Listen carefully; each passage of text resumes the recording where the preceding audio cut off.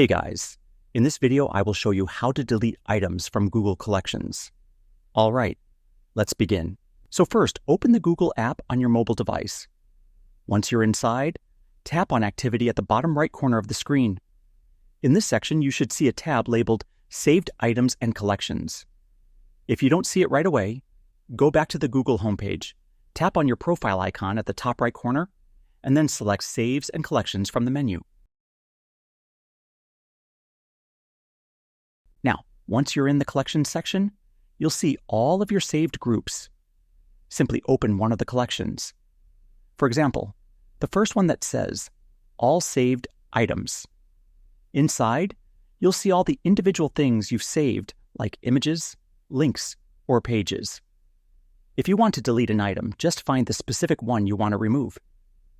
Let's say you want to delete a saved image. Tap the three dots next to that item, and then select Remove. Once you do this, the item will be permanently deleted from your Google Collections. And that's it.